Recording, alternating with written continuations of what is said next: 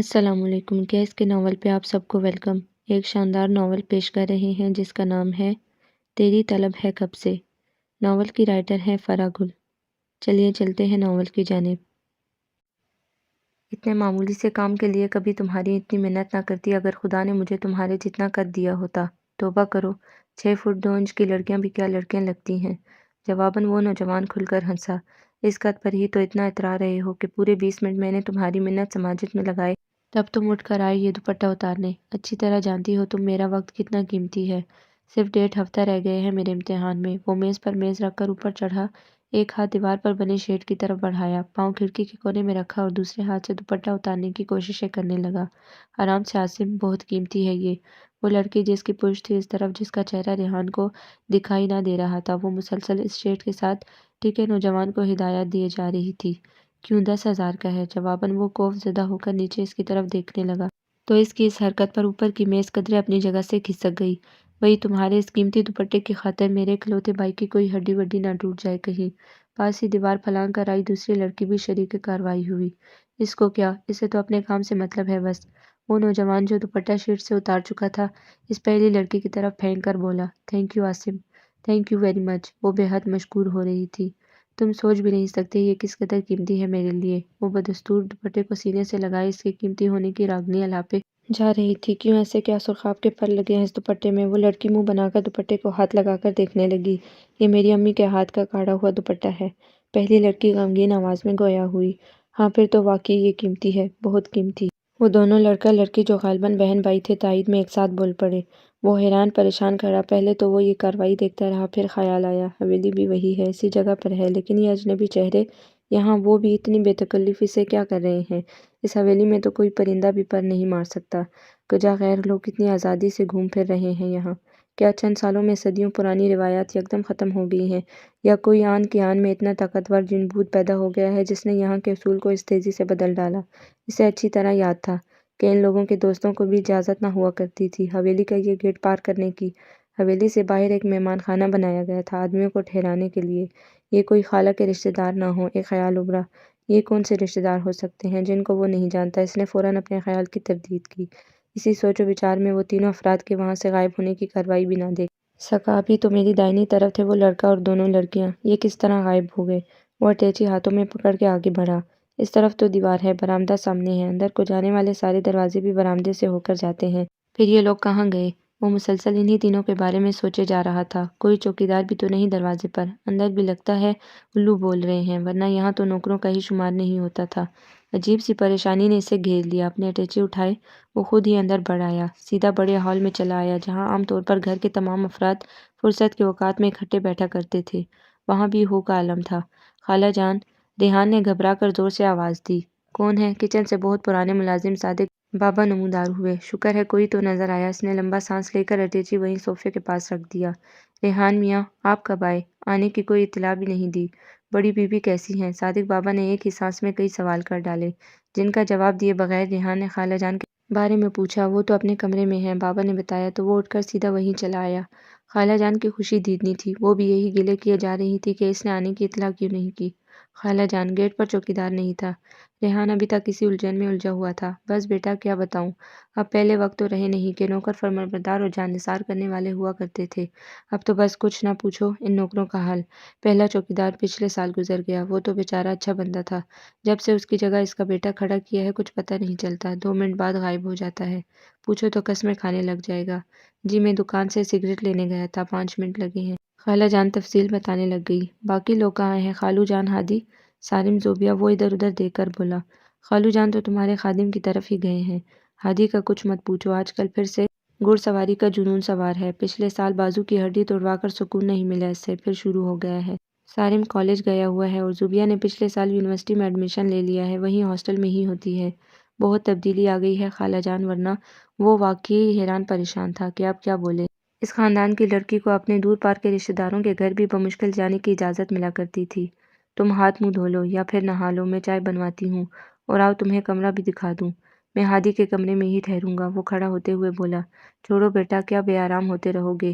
اس کے ساتھ اس کا تو بابا آدم ہی نرالا ہے، نہ سونے کا کوئی وقت مقرر ہے اس کا نہ اٹھنے کا۔ خالہ جان بیزاری سے ہادی کے بارے میں اپنی رائے بیان کرنے لگی۔ پھر بھی اسی کے ساتھ ٹھہروں گا۔ ریحان مسکرا کر خالہ کے ساتھ بڑھ آیا۔ دوپہر کھانے سے پہلے کافی حد تک فضا بدل چکی تھی۔ وہ جو 2 گھنٹوں میں ہی اس حویلی کی سناٹے نما خاموشی سے گھبرا سا گیا تھا، اب قدرے مطمئن سا ہو گیا۔ ہادی اور سالم بھی آ چکے تھے۔ خالو جان بھی اس کے آنے کی خبر پاتے ہی آن موجود ہوئے تھے۔ زبیر خان خالو جان کے بھتیجے بھی تشریف لے آئے، اس کی خبر پا کر یا پھر ویسے ہی ان کی روٹین تھی یہاں آنے کی۔ کھانا کھاتے ہوئے خالو جان سے 2 کرسیاں چھوڑ کر بیٹھی ہوئی وہ نظر آئی سے، جس کو محض تصویروں میں ہی دیکھ کر وہ مامون کی قسمت پر رشک کرنے لگا تھا۔ 2 3 بار نگاہ بے اختیار ادھر ادھر اٹھی۔ ابھی کوئی تعارف کا سلسلہ شروع کرائے گا، لیکن وسیع و عریض میز پر چنے ہوئے رنگ رنگ کے کھانے کی طرف تو بار بار اس کی توجہ دلائی جا رہی تھی، لیکن اس طرف کسی کا بھی دھیان نہ گیا کہ کم از کم اس کا تعارف ہی کرا دیا جائے۔ وہ تو اسے جانتا تھا، لیکن اس کو بھی تو کوئی بتا دے کہ یہ ریحان ہے، تمہارے منگیتر چودھری مامون کا خالہ زاد بھائی، جو امریکہ میں مامون کے ساتھ ہی تھا۔ ریحان بیٹا کھانا کھاؤ، خالہ جان نے دوسری بار اسے ٹوکا تو ہادی بول پڑا، یہ اب کیا دیسی کھانے کھائیں گے؟ ان کو تو فاسٹ فوڈ، پیزا، سینڈوچ اور برگر وغیرہ کی عادت ہو چکی ہوگی۔ 3 سال ایک مدت ہوتی ہے جو یہ امریکہ میں رہے ہیں، اب ایسی بھی کوئی بات نہیں۔ دیسی کھانوں کی لذت اپنی ہے، اور آج کل تو گورے کالے بھی ان کے عادی ہو رہے ہیں۔ تو ہم لوگوں نے تو گھٹی میں ان ذائقوں کو لیا ہے۔ وہ اب دھیان اس کی طرف سے ہٹا چکا تھا۔ مامون کے بارے میں تو تم نے کچھ بتایا ہی نہیں، خالو جان کھانا کھاتے ہوئے بولے۔ مامون کے ذکر پر اس کی نظر بے اختیار اس کی طرف اٹھی دوبارہ، لیکن وہ لاپرواہ سی بنی میز پر ہونے والی گفتگو سے قطعی لاتعلق کھانے میں مصروف تھی۔ ٹھیک ٹھاک ہے، کافی تحائف بھجوائے ہیں اس نے آپ لوگوں کے لیے، ابھی سامان کھولوں گا، وہ تسلی سے بتانے لگا۔ لیکن عجیب بھی لگا کہ اگر ان سب کو محسوس نہیں ہوا کہ تعارف کی ضرورت ہے تو کم از کم وہ ہی سلام کر لیتی۔ کھانے کے بعد سب سے پہلے میز سے اٹھی بھی وہی۔ اس کے اٹھنے پر بے اختیار دھیان اس کے پرنٹڈ پرپل اور بلیک کلر کے سوٹ کی طرف گیا، کیونکہ اس نے اس حویلی میں داخل ہونے کے بعد دوپٹہ اتارنے کی جو کارروائی دیکھی تھی اور جس لڑکی کی پشت اس کی طرف تھی، بلا شبہ یہی تھی۔ مامون کی منگیتر قرۃ العین بلا شبہ قدرت کی مصوری کا ایک شہکار تھی، جس کو دیکھنے کے بعد دل چند لمحوں کے لیے ہی صحیح پر رک سا ضرور جاتا ہے۔ 3 سال پیشتر خالہ جان کی ناپسندیدگی کے باوجود مامون نے اس سے منگنی کی تھی، لیکن یہ ابھی سے یہاں کیوں موجود ہے، یہ تفصیل ریحان کو معلوم نہ تھی۔ وہ تو یہی سمجھ رہا تھا بطور مہمان یہاں آئی ہے اور چلی جائے گی، لیکن آج اسے یہاں آئے چوتھا دن تھا، وہ یہیں موجود تھی۔ یہ الگ بات تھی کہ زیادہ وقت وہ نظر نہ آتی تھی، جتنی بار بھی دیکھا کھانے کی میز پر ہی دیکھا۔ اینا بیٹا، کیا بات ہے، بہت کم کھانا کھایا تم نے؟ اس روز خالو جان اس کے میز سے بہت جلدی اٹھ جانے پر بولے، بس ماموں جان بہت کھا لیا، وہ مسکرا کر قدرے آہستگی سے بولی۔ ریحان نے محسوس کیا خالہ جان نے پہلو بدلا۔ ہادی لاتعلق سا بنا کھاتا رہا، سالم زبیر کے ساتھ گفتگو میں مصروف تھا۔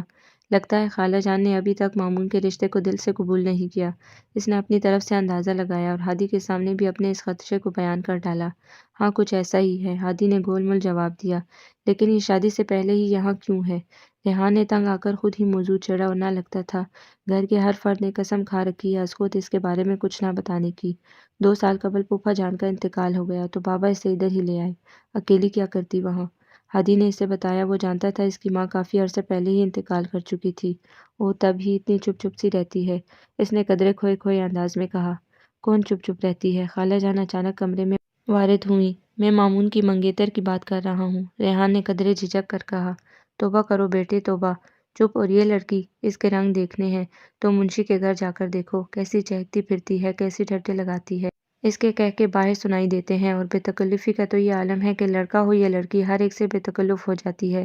امی پلیز بس کریں، ایسا بھی کچھ نہیں ہے ریحان، امی تو بس ویسے ہی۔ ہادی قدرے شرمندہ سا ہو رہا تھا خالہ جان کے اس انداز سے۔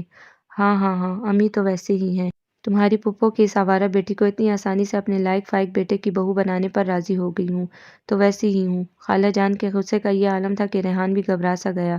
اچھا امی پلیز اس موضوع کو کسی اور وقت کے لیے اٹھا رکھیں، ابھی میں اور ریحان استقبل کی طرف جا رہے ہیں۔ ہادی غالباً ماں کے غصے سے واقف تھا، تبھی بات کو ختم کرنا چاہتا تھا پرامن طریقے سے۔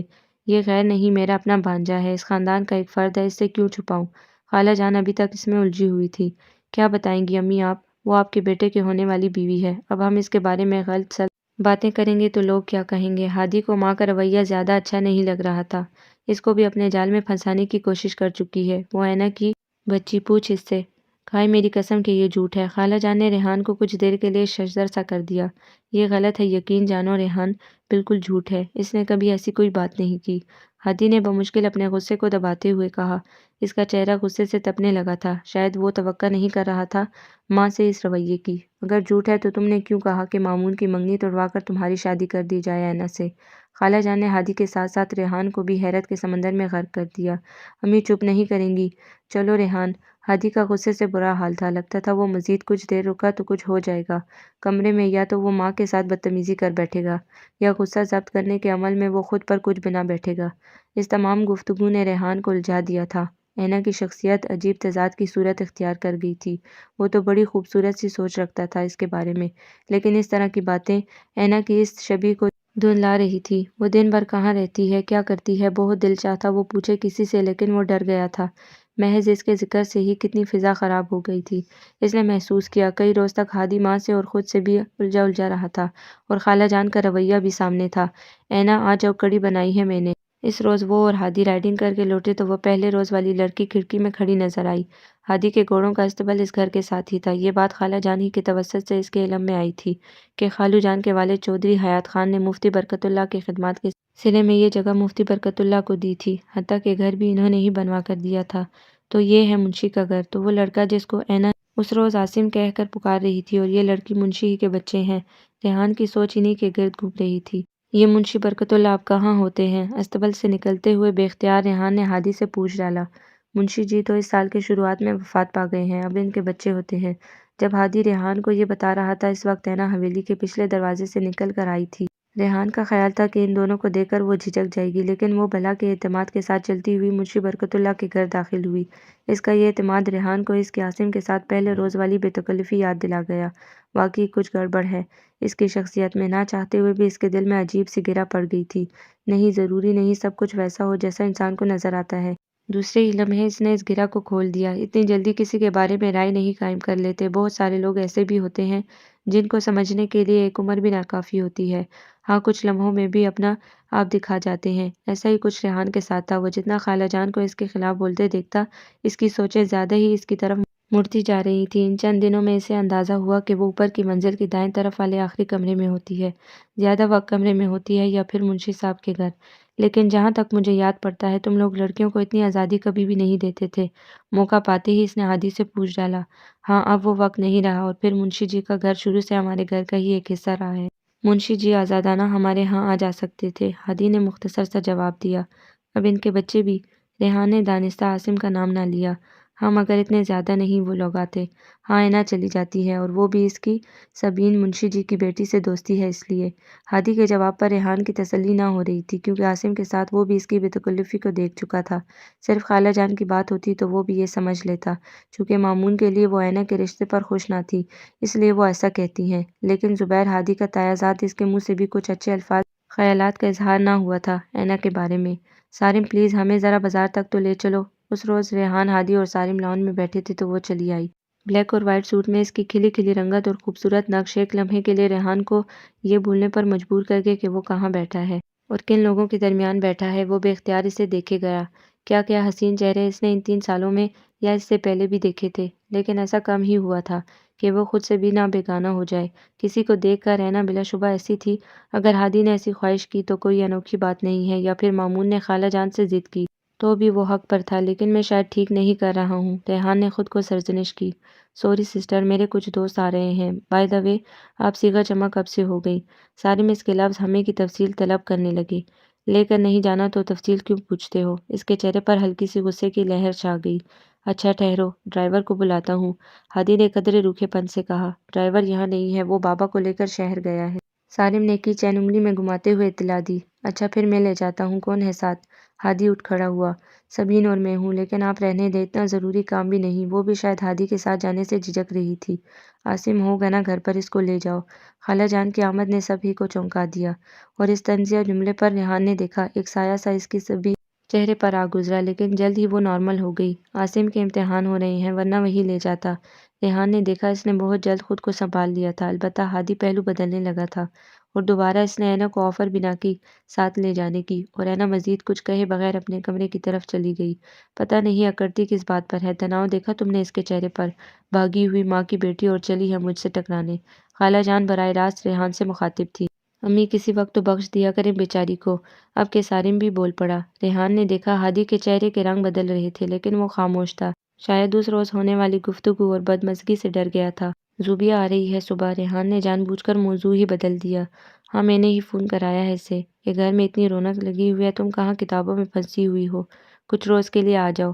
کیا کروں، میں تو اس کے حق میں نہ تھی کہ وہ اب ہاسٹل میں جا کر رہے، لیکن اس پر ایسا جنون سوار تھا پڑھنے کا، تمہارے خالو جان اور پھر یہ بچے بھی سارے اس حق میں تھے، تو اجازت دینا ہی پڑی۔ خالہ جان خود ہی تفصیل بتانے لگی۔ چودھری حیات خان کے 2 بیٹے اور 1 بیٹی تھی۔ بڑے بیٹے چودھری ریاض خان جوانی میں ہی ایک دشمن کی بھینٹ چڑھ گئے، ان کا بھی ایک ہی بیٹا تھا زبیر۔ دوسرے بیٹے نواز خان، جن کے 3 بیٹے مامون، ہادی اور سالم تھے، اور ایک بیٹی زوبیہ تھی، اور چودھری حیات خان کی اکلوتی بیٹی سعدیہ بیگم، جنہوں نے پسند کی شادی اور وہ بھی غیر برادری میں کر لی، اور اس جرم کی پاداش میں وہ تمام عمر اس حویلی کی دہلیز نہ پار کر سکی۔ ہاں، ان کی وفات کے بعد ان کی اکلوتی بیٹی قرۃ العین کو قدرت نے دوبارہ اسی جگہ لا کھڑا کیا جہاں ماں داخل نہ ہو سکی تھی، اور یہ صورتحال ان کی بیٹی کو اذیت سے دوچار کر رہی تھی۔ ریحان کی والدہ عائشہ بیگم اور خالہ یعنی چودھری نواز کی بیگم آمنہ سگی بہنیں اور چودھری حیات خان کی بھتیجیاں تھیں، لہٰذا ان کی حیثیت اس حویلی میں نہایت مستحکم تھی۔ ایک خونی رشتہ داری دوسرے آمنہ بیگم بیاہ کر اس حویلی میں آئی تھی، روب اور تنتنا ویسے ہی وراثت میں ملا تھا، اوپر سے بلا شرکت غیر اس حویلی کی کمان ان کے ہاتھ میں تھی۔ اس چیز نے ان کے غرور کو اور بھی آسمان تک جا پہنچایا تھا، یہی بات تھی کہ وہ چودراہٹ احساس برتے سے نکلی ہی نہ تھی۔ آپ کو بازار سے کیا منگوانا ہے، میں جا رہا ہوں، لیتا آؤں گا۔ ریحان اوپر آیا تو دوسری منزل پر ٹیرس پر بیٹھی اینا کچھ پڑھ رہی تھی۔ اچانک ریحان کو دیکھ کر سیدھی ہو گئی۔ اس کے آنے کی اسے قطعی خبر نہ ہوئی تھی، یا پھر وہ کتاب میں اتنی مہو تھی۔ نہیں، کچھ خاص تو نہیں چاہیے تھا، وہ قدرے گڑبڑائی۔ پلیز، کوئی تکلف کی بات نہیں، آپ بلا جھجک کہیے، ریحان نے خلوص سے کہا۔ واقعی یقین کریں مجھے ایسا کچھ نہیں چاہیے۔ وہ تکلف سے کام لے رہی تھی یا نہیں، لیکن ریحان کو ایسا ہی لگ رہا تھا۔ بیٹھنے کو نہیں کہیں گی؟ ریحان کا موڈ ہو رہا تھا اس سے باتیں کرنے کا۔ جی بیٹھیے، وہ دوسری کرسی کی طرف اشارہ کر کے بولی۔ ریحان کو محسوس ہوا وہ جھجک رہی تھی یا شاید ڈر رہی تھی خالہ جان سے۔ آپ نے مجھ سے کبھی مامون کے بارے میں کچھ نہیں پوچھا؟ ریحان براہ راست اس کی آنکھوں میں دیکھتے ہوئے بولا۔ اینا کو توقع نہیں تھی اس سوال کی، وہ ہاتھ میں پکڑی کتاب کو الٹ پلٹ کرنے لگی۔ میں آپ سے کچھ پوچھ رہا ہوں، وہ دوبارہ گویا ہوا۔ کیا پوچھوں؟ اب وہ حالات بھی نہیں رہے کہ ایک ملک میں رہنے والے دوسرے ملک کے رہنے والوں کے حالات سے اسی وقت باخبر ہوں، جب کوئی وہاں کا رہنے والا یا پھر قاصد آ کر حال بتائے۔ منٹوں میں فون کر کے ادھر سے ادھر کے حالات پتہ چل جاتے ہیں۔ ریحان نے محسوس کیا مامون کے ذکر پر بھی نہ وہ شرمائی نہ لجائی، سپاٹ چہرے کے ساتھ اس نے گول مول جواب دیا۔ وہ بات اپنی جگہ درست، لیکن فون پر بندہ دوسرے کو دیکھ تو نہیں سکتا، اس کی بے چینی خوشی کیفیت کا اندازہ نہیں لگا سکتا، اور میں تو بالکل اس کے پاس تھا۔ اس کے تمام حالات کا میرا مطلب ہے ہر چیز میرے سامنے تھی، ہر بات کا ہر جگہ علم ہو جاتا ہے، جذبے کبھی بھی پوشیدہ نہیں رہ سکتے، وہ کسی نہ کسی صورت اپنا آپ دکھا ہی دیتے ہیں۔ وہ اپنی خوبصورت آنکھوں کو کتاب پر ہی مرکوز کیے بولی۔ تو گویا آپ مجھ سے کچھ نہیں پوچھیں گی؟ ریحان مسکرایا۔ اس نے دیکھا کہ اینا کی آنکھیں جلنے لگی تھی، اور آنکھوں کے سامنے پانی سا بھی تیر رہا تھا جسے اس نے بڑی خوبصورتی سے چھپا لیا۔ آپ کچھ اداس ہیں؟ ریحان نے اسے کریدا کہ وہ کچھ بولے، خالہ کے خلاف ہی صحیح۔ نہیں تو اداسی کیسی؟ وہ زبردستی مسکرائی، پھر اپنی جگہ سے اٹھتی ہوئی بولی۔ آپ پلیز برا نہیں مانیے گا، مجھے تھوڑا کام ہے، ورنہ میں ابھی کچھ دیر اور بیٹھتی۔ ریحان نے دیکھا کہ وہ تیز قدموں سے ٹیرس عبور کر کے اندر چلی گئی۔ اف، میں کتنا پاگل ہوں، خواہ مخواہ گھڑ سواری کا پروگرام بھی کینسل کیا۔ اچھا بھلا پروگرام بنایا ہوا تھا، لیکن مجھے پتا تھا اس وقت خالہ جان نیچے نوکروں کے ساتھ مصروف ہیں، زوبیہ کے آنے کی تیاری ہو رہی ہے، تو موقع غنیمت دیکھ کر اوپر چلا آیا۔ اور یہ ہے کہ سیدھے طریقے سے بات بھی نہیں کرتی۔ ریحان کو کوفت ہو رہی تھی، وہ خود سے الجھ پڑا، اور یہ بات بھی اچھی طرح اس کے علم میں تھی کہ گھر کا کام کاج وہ کم ہی کرتی تھی۔ نہ کبھی اسے کچن میں دیکھا تھا اس نے، نہ گھر کی صفائی ستھرائی کراتے ہوئے، کسی نوکرانی کی نگرانی کرتے ہوئے ہی ریحان نے کبھی دیکھا تھا اسے۔ تو وہ کیا کام کرنے گئی ہے اندر؟ کبھی کبھی تو خالہ جان اسے درست لگنے لگتی کہ یہ مغرور ہے، خود پسند ہے، کسی کو خاطر میں نہیں لاتی۔ بددل سا ہو کر وہ نیچے چلا آیا۔ شام تک زوبیہ آ چکی تھی، پورے گھر میں خوب گرما گرمی کا سما تھا۔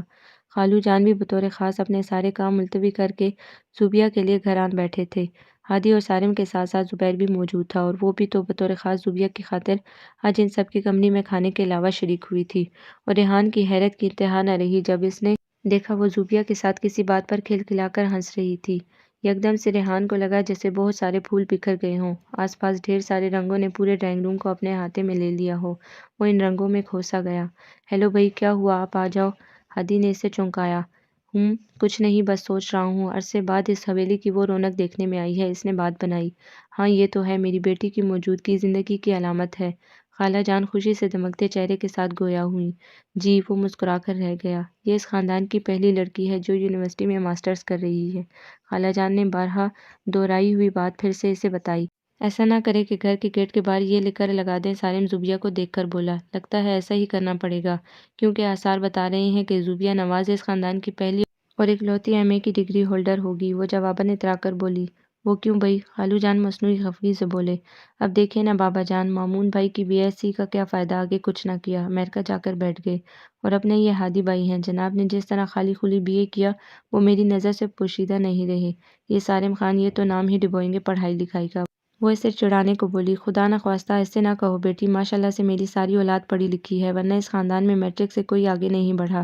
خالہ جان چور نظروں سے زبیر کو دیکھ کر بولی۔ خالہ جان جب لگانے پر آتی تو کسی کو نہ بخشتی، حالانکہ عام دنوں میں ان کی زبیر خان سے خاصی بنتی تھی۔ اینا بھی تو بی اے ہے، اب ذرا بتائیے۔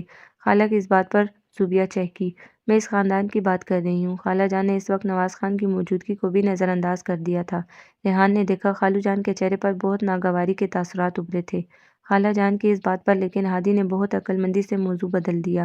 کھانا نہیں ملے گا کیا آج؟ وہ گھڑی دیکھ کر بولا۔ کیوں، آج 7 بجے ہیں، تمہیں بھوک لگی ہے؟ سالم نے ہنس کر کہا۔ خالہ جان کی ناپسندیدگی اپنی جگہ، لیکن یہ دیکھ کر ریحان کو حیرت ہو رہی تھی کہ زوبیہ اور اینا میں زبردست انڈرسٹینڈنگ تھی۔ کھلی کھلی رنگت والی زوبیہ بلا شبہ جہاں موجود ہوتی کہہ کے بکھیر دیتی۔ اس کی خوبصورت باتیں محفل کی رونق دوبالا کر دیا کرتی۔ بات سے بات نکالنے کا فن اسے خوب آتا تھا۔ بلا کا اعتماد تھا اس کے اندر، اور ریحان کو یہ جاننے میں دیر نہ لگی کہ یہ اعتماد اسے خالہ جان سے ورثے میں ملا ہے۔ تعلیم نے اس اعتماد کو نکھار کر ایک خوبصورت شکل دے دی تھی۔ ریحان صاحب، اب آپ بتائیے، امریکہ میں کیا کرتے رہے؟ خوب گوری کالی صورتیں دیکھی ہوں گی وہاں۔ اس روز زوبیہ ریحان کی کلاس لینے کی موڈ میں تھی۔ کیوں بھئی، یہ ہمارے انٹرویو کے سلسلے میں؟ ریحان مسکرا دیا اس کے اس انداز پہ۔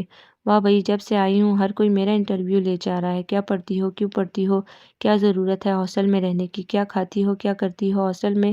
بھئی ہم نے تو بغیر ماتھے پر ایک بھی سلوٹ کے ہر ایک کو الگ الگ بمبئے تفصیل کے اپنے اٹھنے بیٹھنے جاگنے سونے کی تفصیل سنا دی، بلکہ ہر بار چھٹی پر گھر آنے پر سناتی ہوں۔ اور آپ ہیں کہ ہاں تو محترمہ، ہم بھی گزشتہ 2 ہفتوں سے کچھ اس قسم کے انٹرویو دے چکے ہیں۔ چلیے ایک بار پھر صحیح۔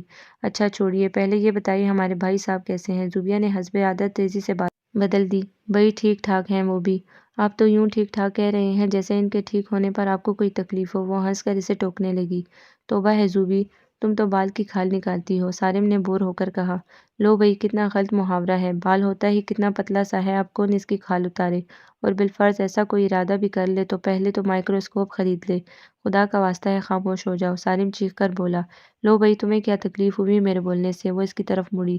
بھئی تکلیف یہ ہوئی ہے کہ جناب کا موٹر سائیکل گراؤنڈ کر دیا گیا ہے۔ کل جناب ایک اور چالان کروا کر آئے ہیں۔ ہادی نے آ کر اس کی معلومات میں اضافہ کیا۔ تو عزیز برادر، ایک قیمتی مشورہ ہے، گو کہ میں اچھی طرح جانتی ہوں اس وقت تم مشورہ خواہ وہ کسی بھی قسم کا ہو وصول کرنے کے موڈ میں قطعی نہیں ہو، لیکن میں ایک جاننثار بہن ہونے کے ناطے نصیحت ضرور کروں گی کہ کم از کم سڑک پر چلتے ہوئے اپنا یہ چودرانہ چولا حویلی میں ہی چھوڑ جایا کرو۔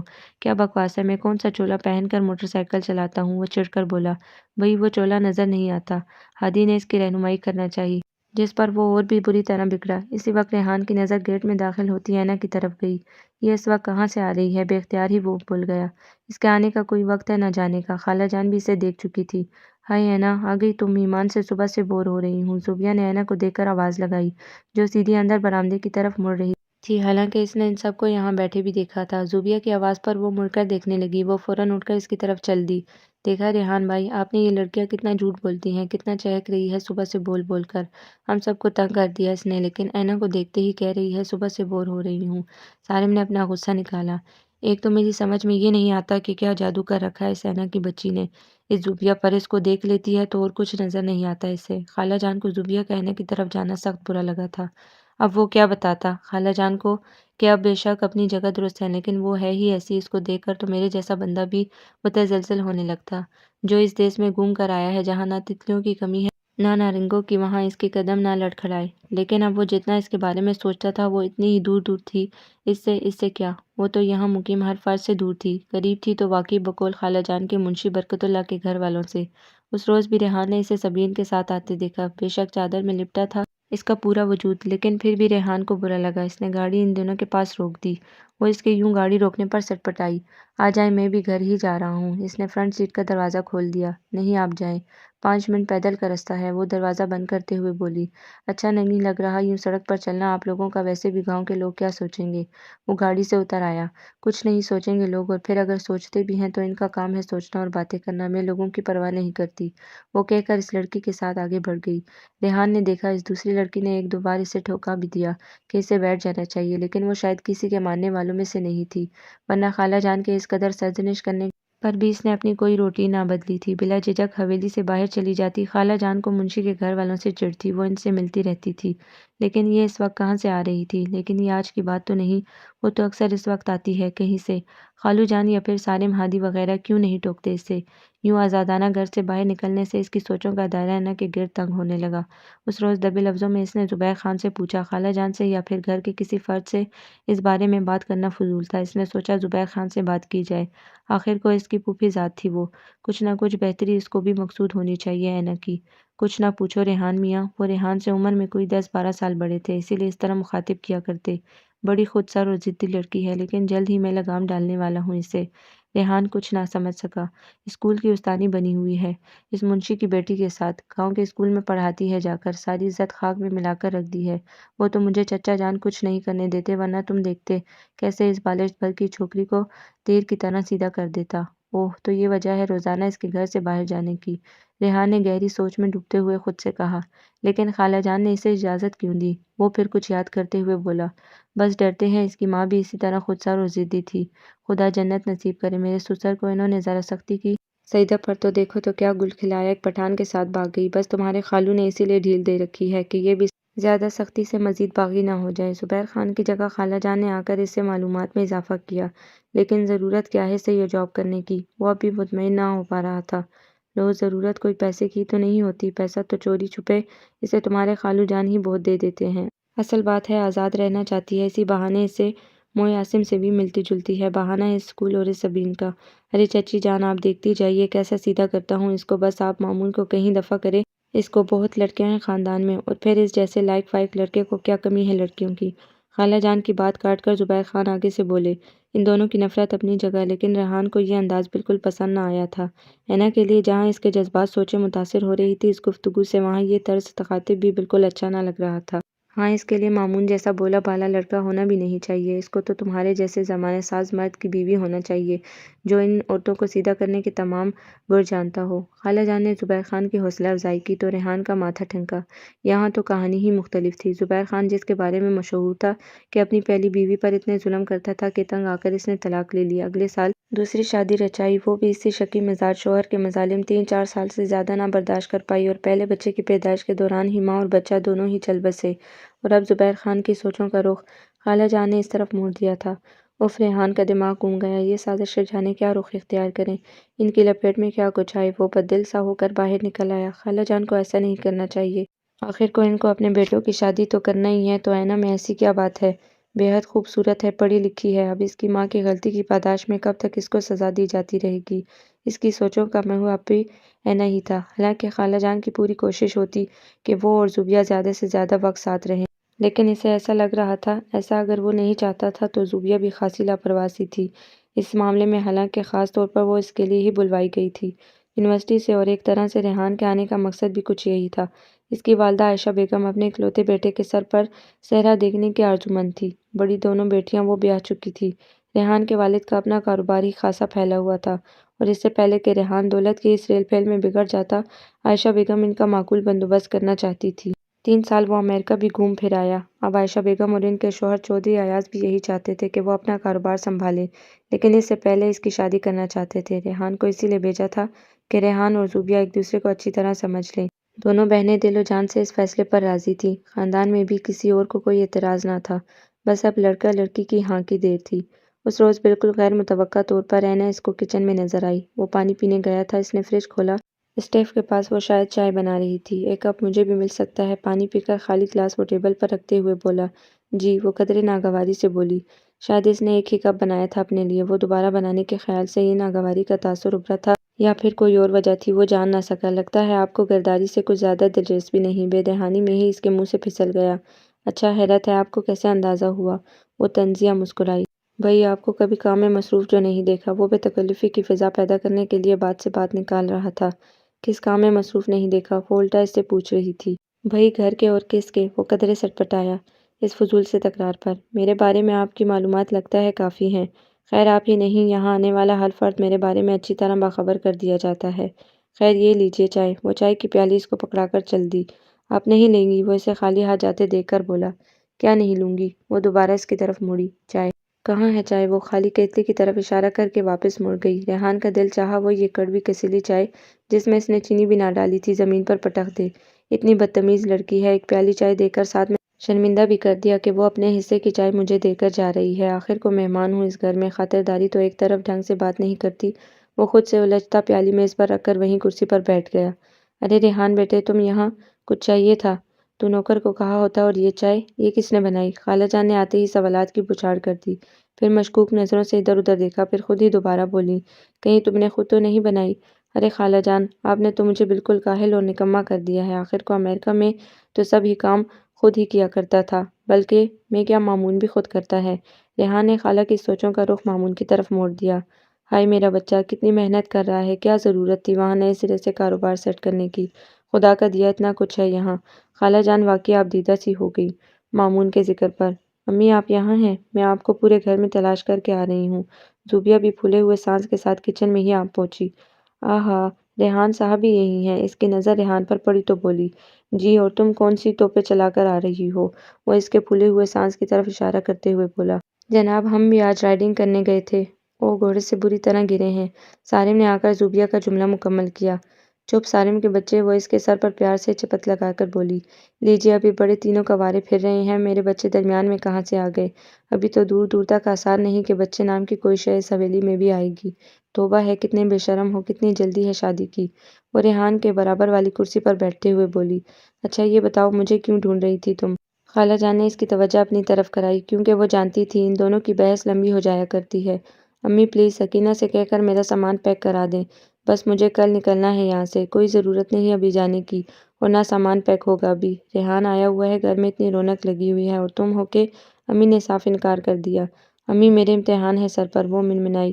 کہاں ہے؟ مجھے تو نظر نہیں آ رہا۔ سالم نے جھانک کر اس کا سر دیکھنے لگا۔ بکو نہیں، وہ اس کا ہاتھ جھٹک کر ہنس دی۔ میرا خیال ہے کوئی پروگرام رکھتے ہیں، باقی خاندان والوں کو بھی بلواتے ہیں، ریحان بھی آیا ہوا ہے، کچھ ہلا گلا ہو جائے۔ خالہ جان کافی دنوں کی سوچ کو زبان پر لے آئیں۔ کس قسم کا پروگرام؟ بس کسی کی سالگرہ کر لیتے ہیں، خالہ جان کچھ سوچتے ہوئے بولی۔ مثلاً؟ سالم سے پھر چپ نہ رہا گیا۔ تمہاری کر لیتے ہیں، خالہ جان مسکرائیں۔ بس بہانہ ہے سب کو اکٹھا کرنے کا، یعنی خواہ مخواہ کی شرمندگی میں اٹھاؤں 4 ماہ بعد ہی دوبارہ سالگرہ منا کر۔ سالم منہ بنا کر بولا۔ ارے امی آپ بھی کن چکروں میں پڑ گئی ہیں، بس سیدھے سیدھے دعوت دے دے سب کو، اب ضروری نہیں سالگرہ وغیرہ کا دم چھلہ لگوانے کی ضرورت پڑے۔ ارے ہاں یاد آیا، اس ماہ اینا کی سالگرہ ہوتی ہے، چلیں اس کی سالگرہ کی تقریب منعقد کر لیتے ہیں۔ زوبیہ کچھ یاد کرتے ہوئے ایک دم سے اچھل پڑی۔ ہوش کے ناخن لو، مجھے کیا ضرورت پڑی ہے اس کی سالگرہ منانے کی؟ بہرحال ریحان تم فون کر کے اپنے گھر والوں کو بلوا لو، میں باقی خاندان میں پیغام بھیج دوں گی کہ ریحان کے اعزاز میں پارٹی دی جا رہی ہے۔ خلاف معمول خالہ جان کا موڈ اینا کے ذکر پر زیادہ نہ بگڑا اور بات جلد ہی دوسری طرف مڑ گئی۔ ان ہی دنوں گھر میں آنے والے ایک خط نے گھر کی پوری فضا متاثر کر ڈالی۔ خط کے باہر اینا کا نام تھا اور اندر کا مضمون، جیسے کھانے کی میز پر سب کی موجودگی میں خالہ جان پڑھ رہی تھی، کچھ یوں تھا۔ جانم بہت کوشش کی تم سے فون پر رابطے کی، لیکن شاید ان دنوں تمہارا فون خراب ہے، بہرحال مجھے ایمرجنسی میں خط لکھنا پڑ رہا ہے، اب جانے کب تم سے ملاقات ہو۔ اصل میں چھوٹی بہن کی شادی کی شاپنگ کے لیے مجھے امی کے ساتھ دبئی جانا ہے۔ شاید 2-3 ہفتے لگ جائیں، مہینہ بھی لگ سکتا ہے۔ یہ دن تمہارے بغیر کیسے کٹیں گے بیان نہیں کر سکتا، اور سچ پوچھو تو ان دوریوں سے اب وحشت ہونے لگی ہے۔ گھر کی فضا ہموار کرو تاکہ کچھ پیش قدمی کر سکوں ان دوریوں کو مٹانے کی۔ اب یہ بدنامی کا ٹیکا لگنے سے رہ گیا تھا اس گھر پر، یہ کسر بھی آپ کی بھانجی نے نکال لی۔ میں نے سوچا تھا کچھ تو دیدوں میں پانی ہوگا، لیکن یہ تو ہو بہو اپنی ماں پر گئی ہے، بلکہ اس سے بھی بڑھ کر ہے۔ ماں نے تو ایک کے ساتھ دل لگایا اور اسی کے ساتھ بھاگ کر خاندان کو بٹا لگایا، لیکن یہ نامراد تو پتہ نہیں کتنوں کے ساتھ چکر چلا رہی ہے۔ میں کہے دے رہی ہوں اس کا پتہ صاف کرو، اب میں اپنے بیٹے کے ساتھ اس کا نام برداشت نہیں کر سکتی۔ خالہ جان کا غصے سے برا حال تھا۔ زبان کو لگام دو آمنہ بیگم، پہلے اس سے پوچھ تو لو کہ یہ خط اس کا ہے، یہ کسی کی شرارت بھی ہو سکتی ہے۔ خالو جان نے غصیلی نظروں سے خالہ جان کو دیکھ کر کہا۔ کیا پوچھوں؟ سامنے ہے سب کچھ، لفافے پر اس کا نام لکھا ہے، لکھنے والے نے نیچے اپنا نام بھی لکھا ہے اور جو کچھ لکھا ہے وہ بھی آپ اچھی طرح سن چکے ہیں۔ اس سے زیادہ صاف اور کیا سننا چاہتے ہیں آپ؟ خالہ جان کو تو موقع ملا تھا، وہ بھی بمیں ثبوت کے، اور آج تو ان کے بولنے کا دن تھا۔ امی پلیز بس کریں، ضروری نہیں یہ اینا کا ہی ہو۔ صوبیہ کو ماں کا یوں بولنا سخت برا لگ رہا تھا۔ یہ کیا چاہتے ہو تم باپ بیٹی؟ سامنے سامنے نام لکھا ہے قرۃ العین، اور یہ اسی کا نام ہے، میرا یا تمہارا نہیں۔ آمنہ بیگم غصے سے تھر تھر کانپنے لگی۔ ریحان نے دیکھا کہ اینا کا چہرہ سفید پڑ گیا، شاید وہ اس اچانک پانڈا پور جانے کی توقع نہیں کر رہی تھی۔ ٹکر ٹکر ایک نظر خالہ جان کو اور زوبیہ کو دیکھے جا رہی تھی، خالو جان کی طرف اس نے نہ دیکھا، یا پھر دیکھنے کی ہمت ہی نہیں پڑ رہی تھی۔ اینا کہہ دو یہ خط تمہارا نہیں ہے۔ ہادی نے بمشکل حوصلہ کیا اس سے بات کرنے کا، وہ بھی خالہ جان کی موجودگی میں، لیکن وہاں تو خاموشی ہی خاموشی تھی۔ ہاں یہ باپ بیٹی اس کو بے گناہ ثابت کر چکے تھے، اب تمہاری کسر رہ گئی تھی بولنے کی۔ وہ تو انکار کر دے گی کہ یہ خط اس کا نہیں ہے۔ خالہ جان مزید بھڑک اٹھی۔ اینا بیٹی کہہ دو یہ خط تمہارا نہیں ہے، خالو جان نے آستگی سے اسے کہا۔ تو اور کس کا ہے یہ خط؟ گھر میں اور کوئی ہے جس کو اس قسم کی محبت بھرے خط آ سکتے ہیں؟ زوبیہ یونیورسٹی میں ہوتی ہے، رہ گئی میں تو کیا اس عمر میں مجھے ایسے خط آئیں گے؟ یہی گھر سے باہر رہتی ہے، کبھی اسکول کے بہانے تو کبھی منشی کے گھر کے بہانے۔ میں کہہ دے رہی ہوں میں ایسی آوارہ لڑکی کو اپنی بہو نہیں بناؤں گی۔ امی پلیز بس کریں، حد ہوتی ہے ذلیل کرنے کی بھی۔ زوبیہ ماں کے اس لہجے کو برداشت نہ کر پا رہی تھی۔ سارے اور ہادی بھی سر جھکا کر بیٹھے رہے، خالو جان کی غصیلی نظریں بھی خالہ جان کو خاموش کرنے میں ناکام رہیں۔ نتیجتاً وہ بغیر کھانا کھائے اٹھ کر چلی گئی۔ اگلے 2-4 روز وہ کھانے کی میز پر بالکل ہی نہ آئی۔ ریحان کو اس ماحول سے شدید الجھن ہونے لگی تھی۔ وہ جلد از جلد یہاں سے واپس جانا چاہتا تھا، سوچ کر وہ کچھ اور آیا تھا، لیکن یہاں آ کر ہر چیز اس کے خیال اس کی سوچ کے برعکس ہو رہی تھی۔ دل کے نرم گوشے بھی اب تو اپنی نرمی کھونے لگے تھے۔ اس دشمن جان کے لیے جو یہ جانتے ہوئے بھی کہ اس کی نہ تھی، وہ بلا ارادہ اس کے بارے میں سوچتا رہتا، اور اتنا کہ وہ سوچ خون بن کر رگ و جان میں دوڑنے لگی تھی۔ لیکن ایک دم سے کیا ہو گیا ہے، یہ سوچیں اس کی دھڑکنیں بند کرنے لگی تھیں۔ دل و دماغ کی اس کشمکش سے تھک کر اس نے جانے کا فیصلہ کیا۔ کمال کرتے ہو تم بھی، تمہارے لیے دعوت کا پروگرام رکھا اور تم جانے کی بات کر رہے ہو، اور کل تو عائشہ اور تمہاری بہنیں بھی آ رہی ہیں۔ خالہ جان نے اسے روکنے کے لیے اس کی ماں اور بہنوں کا حوالہ دیا، لیکن خالہ جان بہت دن ہو گئے، اب کچھ کام کی طرف بھی دھیان دینا ضروری ہے۔ وہ پھیکی سی مسکراہٹ سے بولا۔ لیکن یار کچھ روز پہلے تک تو تمہارا ایسا کوئی پروگرام نہ تھا۔ ہادی نے اسے ٹوکا۔ لو پروگرام بنتے کون سی دیر لگتی ہے؟ وہ اس کے کندھے پر ہاتھ مار کر اداسی سے مسکرا دیا۔ باہر رات کا اندھیرا پھیل رہا تھا، ہادی بے خبر دوسرے بیڈ پر سو رہا تھا۔ ریحان نے بہت کوشش کی سونے کی، لیکن نیند کا کوئی پروگرام نہیں لگ رہا تھا۔ اس کی طرف آنے کا وہ چپل پہن کر باہر ٹیرس میں نکل آیا۔ کتنا خوش تھا وہ یہاں آتے ہوئے، کتنے خواب دیکھ ڈالے تھے اس نے، کتنی نئی امنگیں پیدا ہوئی تھیں محض اس کی تصویریں دیکھ کر۔ اسے اچھی طرح وہ دن یاد تھا جب وہ نیو یارک میں ہی تھی۔ بابا چاہتے تھے وہ یہیں ان کی فیکٹری سنبھالے، لیکن وہ ضد کر کے امریکہ چلا آیا۔ MBA کرنے کے بعد اس نے پاکستان آ جانا چاہا، لیکن اس دوران مامون بھی اس کے پاس پہنچ گیا تھا۔ فی الحال ریحان نے واپسی کا پروگرام ملتوی کر ڈالا۔ آخر کو جانا ہی ہے پاکستان، اور سنبھالنی بھی اپنی ہی فیکٹری ہے۔ پاپا بہت اچھے طریقے سے سارا انتظام سنبھالے ہوئے تھے۔ یہی وجہ تھی کہ وہ آسانی سے مزید کچھ عرصے کے لیے وہاں رک گیا تھا۔ اسے اچھی طرح یاد تھا اس روز وہ ناشتے کے لیے انڈا فرائی کر رہا تھا کہ مامون اپنے بیگ سے کچھ تصویریں نکال لایا۔ اس سے پہلے وہ پوری تفصیل سنا چکا تھا کہ وہ اپنی پھوپھی زاد اینا کو پہلی نظر دیکھ کر ہی گھائل ہو گیا تھا، اور خالہ جان کی انتہائی مخالفت کے باوجود اس نے منگنی کروائی تھی۔ مزید یہ کہ اسے یقین تھا کہ اس کی والدہ کی نفرت اینا کے لیے محبت میں بدلنے میں بہت وقت لگے گا، اسی لیے وہ امریکہ سیٹ ہونا چاہتا تھا کہ وہ ان نفرتوں سے اسے بچا سکے۔ کس کی تصویریں ہیں؟ وہ فرائنگ پین اسٹیپ سے نیچے اتارتے ہوئے بولا۔ اینا کی۔ خوشی اور فارغتگی مامون کے چہرے سے جھلکتی نظر آ رہی تھی، اور واقعی براؤن آنکھوں اور کھلی کھلی رنگت والی اینا تھی ہی اتنی خوبصورت کہ بے اختیار ریحان کے دل میں خواہش جاگی کہ وہ اس مجسم خوبصورتی کو تصویر کی بجائے حقیقت میں دیکھے۔ واہ بہت خوبصورت انتخاب ہے تمہارا، ریحان نے تعریف کرتے ہوئے تصویریں مامون کی واپس دیں۔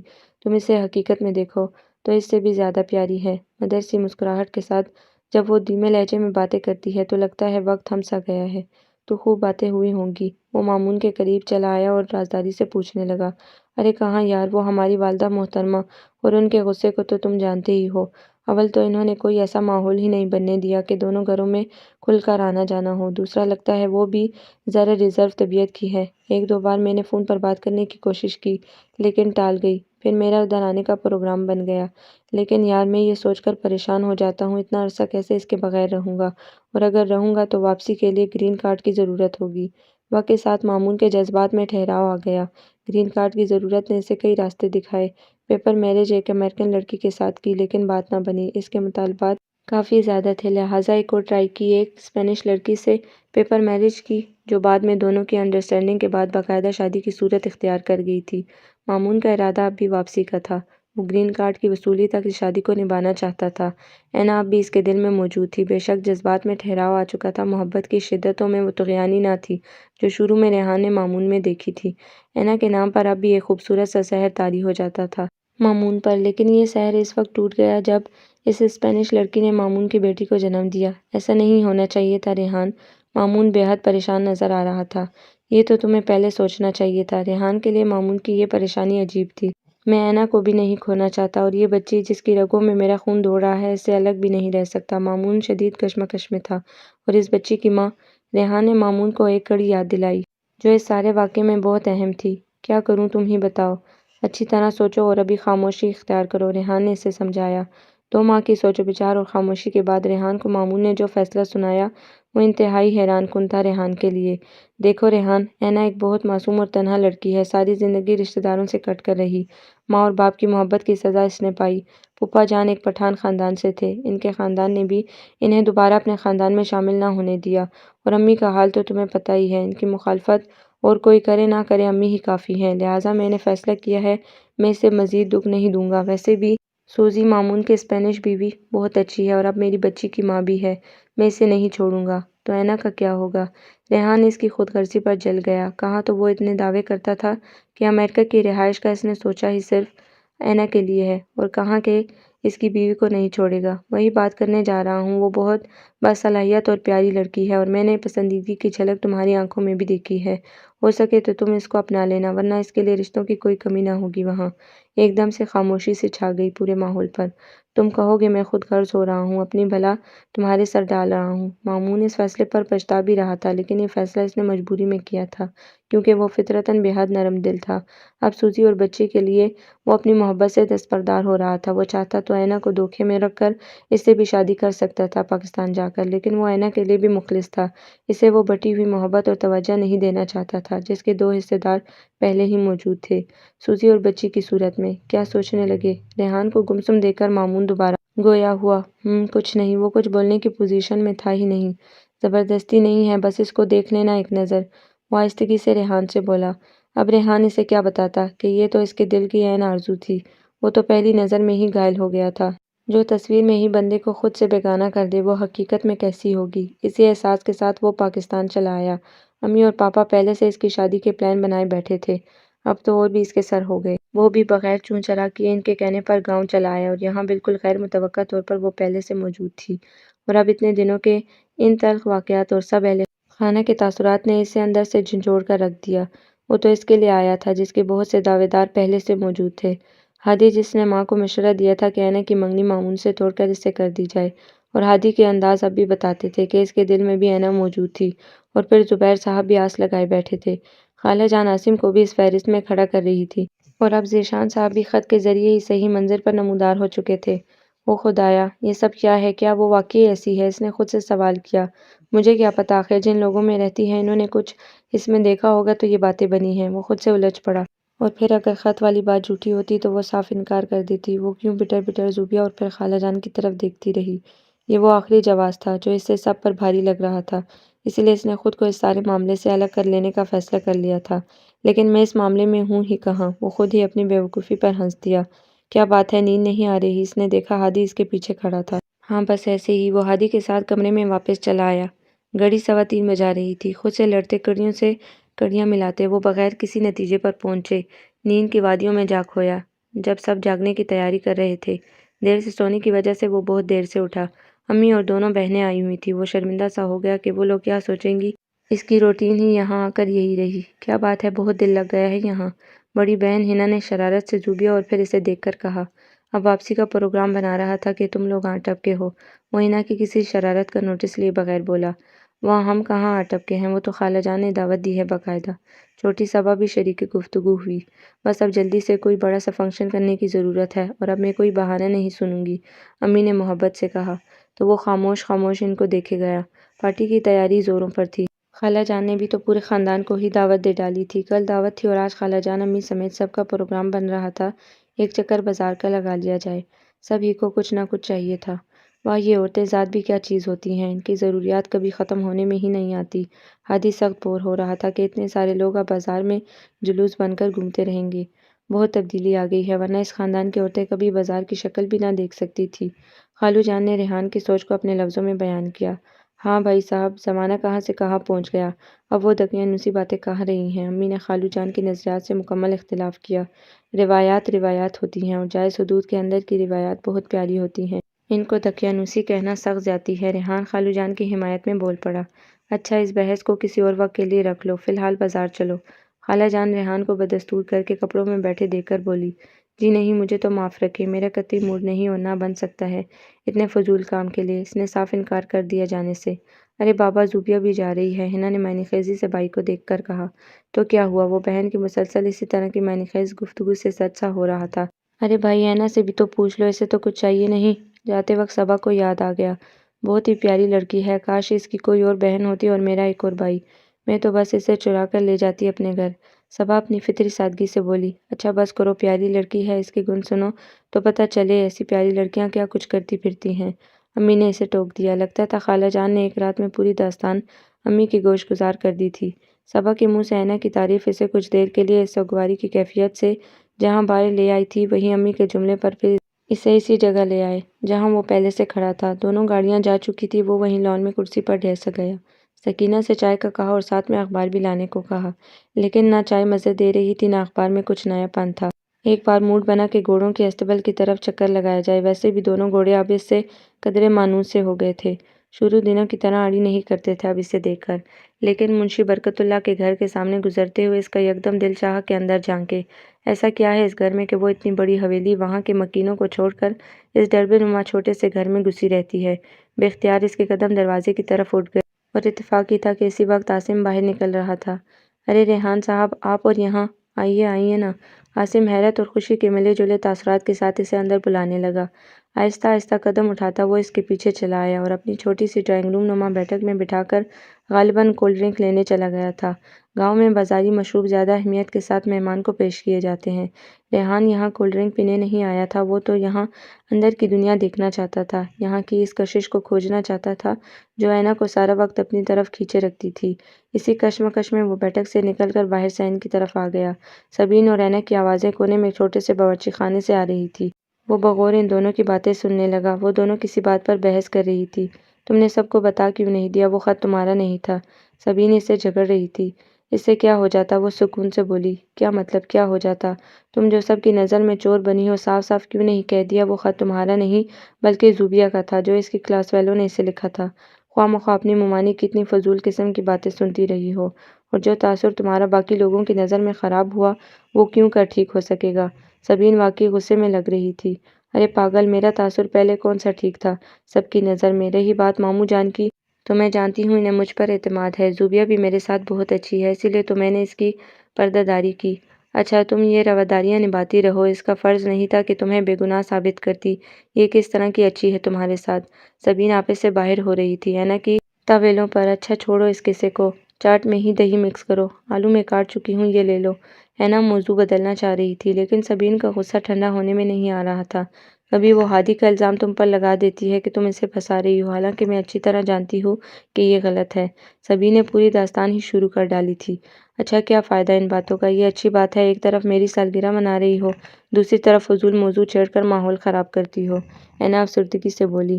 تو اور کیا کروں، جلتی ہوں کڑتی ہوں تمہارے لیے، ایک تو خدا نے حیثیتوں کے فرق بنا ڈالے، ورنہ اس بڑی حویلی کے مکینوں سے جا کر پوچھتی کہ تمہارے دل اتنے تنگ کیوں ہیں، تم جو نازک سے دل والی لڑکی کو اتنے زخم دے رہے ہو، کس گناہ کی پاداش میں کیا جرم کر ڈالا اس نے؟ مامون نے اپنی شادی کے بارے میں اپنے بھائی کو لکھا تھا بھی تو ہادی نے تم سے شادی کی خواہش ظاہر کی، اس کے لیے بھی تم ہی کو مرد الزام ٹھہرایا گیا۔ ریحان نے دیکھے عاصم چپ چاپ اس کے پیچھے آن کھڑا ہوا تھا، شاید اسے ڈرائنگ روم میں نہ پا کر ادھر چلا آیا تھا۔ آئی ایم سوری، دیر ہو گئی۔ عاصم قدرے شرمندہ ہوا، لیکن ریحان نے منہ پر انگلی رکھ کر اسے خاموش ہو جانے کو کہا۔ تمہارا کیا مستقبل ہے؟ جس کی منگیتر بنا کر تم اس گھر میں لائی گئی ہو، وہ امریکن لڑکی سے شادی کر کے وہیں بیٹھ گیا۔ ریحان کا دماغ گھوم گیا اس جملے سے۔ تو کیا حنا جانتی ہے مامون کے بارے میں جہاں تک اس کی معلومات تھی سارا گھر اس بات سے بے خبر تھا۔ پھر اینا کو کیسے پتہ چلا؟ لیکن سبین اور اینا کے درمیان ہونے والی گفتگو سے اسے پتہ چلا کہ مامون نے باقاعدہ خط کے ذریعے اسے ساری صورتحال سے آگاہ کیا تھا۔ یہی وجہ تھی کہ اینا دلچسپی نہیں لیتی تھی مامون کے ذکر میں۔ اوہ میرے خدا، حقیقت کیا ہے اور وہ کیا سمجھتا رہا؟ خط اینا کا نہیں، زوبیہ کا تھا۔ یہ تفصیل بھی اسے عاصم کی زبانی پتہ چلی کہ زوبیہ اور اینا میں بہت محبت اور دوستی ہے۔ زوبیہ نے اینا کو اپنی ہمراز بنا رکھا ہے اور اس نے اس لڑکے کو تاکید کی تھی کہ اگر کبھی خط لکھنے کی نوبت آئی بھی تو اینا کے نام ہی لکھے تاکہ اس پر بات نہ آئے، لیکن معاملہ اس حد تک پہنچ جائے گا زوبیہ کو یہ اندازہ نہ تھا، تو اسی لیے زوبیہ خالہ جان کے بار بار اصرار پر بھی اس کی طرف متوجہ نہیں ہو رہی تھی۔ آپ کہاں کھو گئے ریحان صاحب؟ عاصم دوبارہ اسے اسی بیٹھک میں لے آیا تھا۔ اچھا یار، اب میں چلتا ہوں، سارے گھر والے شہر گئے ہوئے تھے، میں بور ہو رہا تھا، ادھر نکل آیا، ریحان نے اٹھتے ہوئے کہا۔ نہیں، اب آپ ایسے نہیں جائیں گے، آج ہمارے ہاں بھی ایک پارٹی ہے۔ یہ آپ کے ہاں ہونے والی کل کی پارٹی کی طرح پرشکوہ تو نہیں، لیکن یقین جانیں آپ کی شرکت ہم سب کو اچھی لگے گی، عاصم خلوصی دل سے کہہ رہا تھا۔ وہ نہ چاہتے ہوئے بھی رک گیا۔ یہ پارٹی وہ لوگ اینا کی سالگرہ کے سلسلے میں کر رہے تھے۔ اینا رائل بلو سوٹ میں دل میں اتر جانے کی حد تک پیاری لگ رہی تھی۔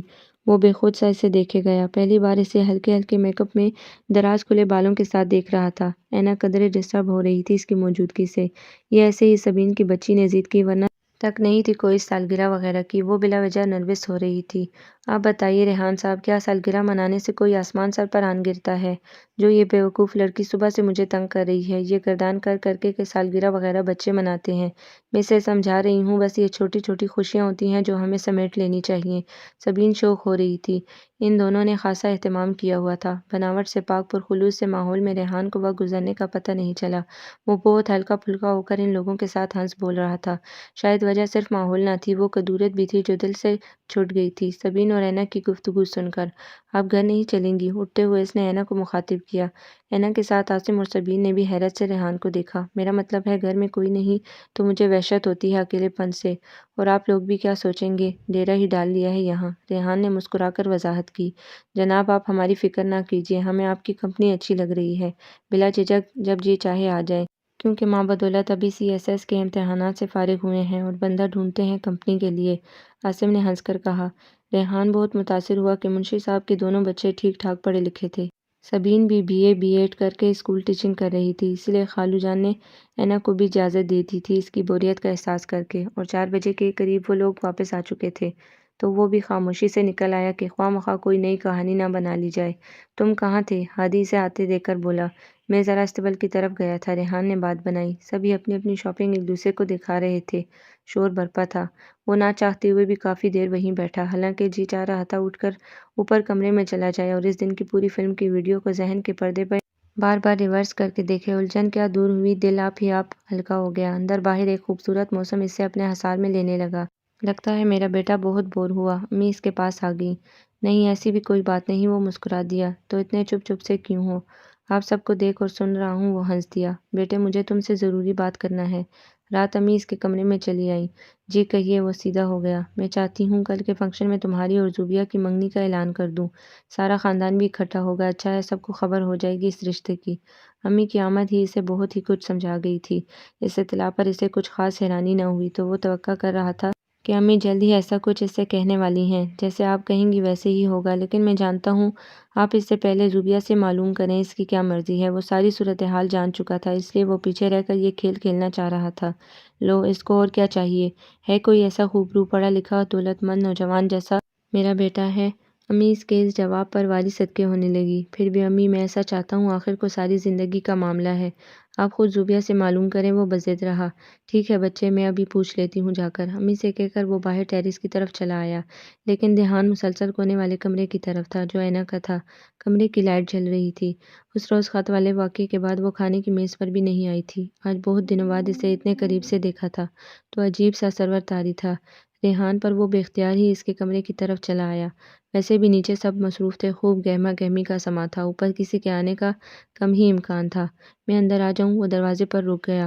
وہ اس کی غیر متوقع آمد پر بری طرح بوکھلا گئی۔ آپ یہاں؟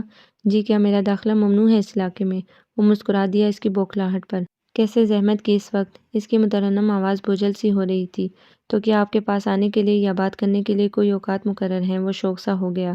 وہ اس بات پر بے تاثر سا چہرہ لیے محض اس کو دیکھ کر رہ گئی، جیسے کہنا چاہ رہی ہو مطلب کی بات کریں اور تشریف لے جائیں، لیکن ریحان آج بہت کچھ کہنے اور سننے کے موڈ میں تھا اور چاہتا تھا وہ ساری باتیں اس سے آج کہہ ڈالے جو ابھی تک انکہی تھی، ان سارے جذبوں اور سوچوں کو زبان دے دے کے جو شاید اتنی گہرائی سے مامون نے منگنی کے باوجود نہ رکھے ہوں گے اس کے لیے۔ جی جلدی سے کہیے کیا کہنا ہے آپ کو، ورنہ کوئی آ جائے گا اور خواہ مخواہ میری شامت آ جائے گی۔ وہ بوکھلاہٹ میں ادھر ادھر دیکھتی بولی، لیکن آپ تو بہت بہادر ہیں، آپ کب کسی سے ڈرتی ہیں؟ وہ اسے یوں بوکھلایا ہوا دیکھ کر لطف اندوز ہو رہا تھا۔ آپ اسے بہادری کہیں یا کچھ اور، لیکن میں نے اس گھر میں داخل ہونے کے بعد خدا سے ایک چیز مانگی تھی اور وہ اس نے مجھے دے دی، اور وہ چیز ہے صبر۔ آپ اسے کوئی بھی نام دے سکتے ہیں، وہ صاف گوئی سے سپاٹ چہرے کے ساتھ بولی۔ خوبصورت لہجے میں کی گئی خوبصورت سی بات ریحان کے اندر تک اتر گئی۔ وہ پرسکون سا ہو گیا۔ بہت اچھی بات ہے، پھر میں پر امید ہوں کہ اچھے مستقبل کے لیے کہ آپ میرے سلسلے میں بھی میرے گھر والوں کی کڑوی کسیلی باتیں سن کر تھوڑا سا صبر کر لیں گی۔ وہ اسے حیران پریشان چھوڑ کر نہیں چلا گیا، آخر کو نیچے کی کارروائی بھی دیکھنا تھی۔ اب زوبیہ بی بی کی بہادری کا امتحان تھا کہ وہ ذیشان صاحب کے لیے کتنی بہادر بن سکتی ہیں۔ حال کی خاموشی بتا رہی تھی سب اپنے اپنے کمروں میں جا چکے تھے۔ وہ آہستگی سے امی کے کمرے میں چلا آیا جو خالہ جان نے ان کے لیے تیار کرایا تھا۔ جی کیا جواب دیا زوبیہ نے؟ جواب کا انداز تو ریحان نے امی کے اترے ہوئے چہرے سے آتے ہی لگا لیا تھا۔ توبہ ہے، بہت منہ پھٹ لڑکی ہے، کہاں تو آمنہ ساری زندگی اپنی نند کی برائیاں کرتی رہی کہ پسند کی شادی کر لی، ساری زندگی اسے اس گھر میں داخل نہ ہونے دیا، اور آج دیکھو خود اس کی اپنی بیٹی تمہارے ساتھ منگنی سے انکار کر رہی ہے کہ وہ کسی اور سے شادی کرنا چاہتی ہے۔ امی کا حیرت اور صدمے سے برا حال تھا۔ ان کو تو اپنے بیٹے کی قابلیت پر اتنا مان تھا اور سب سے پہلے وہ مان توڑا بھی ان کی اپنی بہن کی بیٹی نے۔ خدا بہت انصاف کرنے والا ہے، کہاں تو اینا تک کو سزا ملتی رہی اپنی ماں کے اس اقدام کی۔ اب امتحان کا وقت ہے، دیکھتے ہیں خالہ جان کیا کرتی ہیں۔ ریحان سکون سے اس کے بیڈ پر دراز ہوتے ہوئے بولا، ہاں اینا بہت اچھی لگتی ہے مجھے بھی، لیکن آمنہ نے بتایا ہے کہ اس کا کردار کچھ اچھا نہیں۔ عائشہ بیگم کا لہجہ اب قدرے نرم تھا صبح کے مقابلے میں اینا کے لیے۔ امی وہ سب جھوٹی کہانیاں تھی، خود خالہ جان کی اپنی اولاد نے کیا کیا گل نہیں کھلائے۔ ریحان نے مامون کا بھی پورا قصہ ماں کے آگے کھول کر رکھ دیا۔ خالہ جان کا زبیر کو امید دلانا، زوبیہ کے خط کا حال، اس نے ماں سے وہ سب کچھ کہہ ڈالا جو وہ جانتا تھا۔ آخر کو اس نے اپنے لیے بھی راہ ہموار کرنی تھی۔ عاصم اور سبین کے گھر بھی اس کی آمد و رفت کو جو مشکوک انداز دیا گیا تھا، ریحان اچھی طرح جان چکا تھا کہ وہ سکون اور گھریلو ماحول جو اینا کو اس حویلی میں نہ دیا گیا، اس کی تلاش اسے سبین اور پھر اس کے گھر تک لے گئی، اور پھر وہ اس ماحول میں اس طرح رچ بس گئی کہ خود کو اس گھر کا ایک فرد سمجھنے لگی۔ عاصم بھی اینا کو سبین کی طرح بہن کا درجہ دیتا تھا۔ اف، خالہ جان نے محض دشمنی میں کس قدر بگاڑ کر اس کے کردار کو پیش کیا۔ دوسرے دن کی پارٹی میں وہ گہما گہمی اور رونق نہ تھی۔ حال کی بے پناہ سجاوٹوں اور رنگا رنگ کھانوں کے باوجود سب اترے اترے چہروں کے ساتھ خوشی کا حقیقی رنگ دینے سے قاصر تھے۔ زوبیہ کے انکار کی خبر پورے گھر کو ہو چکی تھی، اوپر سے امی جان نے صبح اٹھتے ہی جو کام کیا وہ مامون کے بارے میں اور زوبیہ کے خط کے بارے میں سب کو باخبر کرنے کا تھا۔ آخر ان کے لیے بھی یہ توہین ناقابل برداشت ہو رہی تھی جو ان کے اکلوتے بیٹے کے سلسلے میں کی گئی تھی، اور ریحان کے اطمینان کے لیے یہی کافی تھا۔ سب معاملہ از خود حل ہو رہا تھا۔ یہی ساری باتیں پارٹی میں بے رونقی کی وجہ سے بن رہی تھی۔ خالہ جان کا شرمندگی کے مارے برا حال تھا، امی جان کا منہ الگ پھولا ہوا تھا، یہی حال بہنوں کا بھی تھا۔ اینا پارٹی میں موجود نہ تھی۔ وہ خاموشی سے منشی صاحب کے گھر کی طرف چلا آیا اور اس کی توقع کے مطابق اینا سبین کے پاس بیٹھی تھی۔ سبین، ایک کپ چائے ملے گی؟ وہ بے تکلفی سے بولا۔ جی ضرور۔ سبین حیران ضرور تھی، اتنی بڑی پارٹی چھوڑ کر وہ محض ایک چائے کی پیالی کے لیے یہاں آیا تھا۔ میں بھی آتی ہوں۔ اینا ریحان کو بیٹھتے دیکھ کر سبین کے پیچھے چلنے لگی۔ تم کہاں چل دی؟ مجھے کچھ بات کرنا ہے تم سے۔ وہ آپ سے ایک دم ہی تم پر آ گیا، لیکن کیا بات کرنا ہے؟ وہ الجھ سی گئی اس کے انداز پر۔ میرا ساتھ دو گی نا؟ وہ اس کے سامنے آن کھڑا ہوا۔ کس سلسلے میں؟ وہ اس سے صاف نظر چرا گئی، کیونکہ آنکھیں بہت کچھ کہہ رہی تھی اور وہ مزید بدنامیوں سے بچنا چاہتی تھی، اس لیے اس نے آنکھوں کی زبان پڑھنے سے پہلے ہی نگاہ پھیر لی۔ جناب ہم آپ کے ساتھ ہیں، آپ قدم تو بڑھائیے، ہم اپنی اس پیاری سی بہن کو مزید دکھوں میں نہیں دیکھ سکتے، اور آپ میں ہم نے امید کی وہ کرن دیکھی ہے جو ہماری اس بہن کو ان اندھیروں سے نکال لائے گی۔ عاصم اس کے پیچھے کھڑا تھا۔ سبین بھی چائے کی پیالی لیے دروازے سے جھانک رہی تھی، بہت پرشوق نظروں سے، اور اس کی نگاہ بھی تو جھکی ہوئی تھی۔ بلا شبہ یہ اقرار کا ایک انداز تھا۔ آپ کو یہ ناول کیسا لگا؟ کمنٹس میں اپنی رائے ضرور دیں، ہمارے چینل کو سبسکرائب کریں۔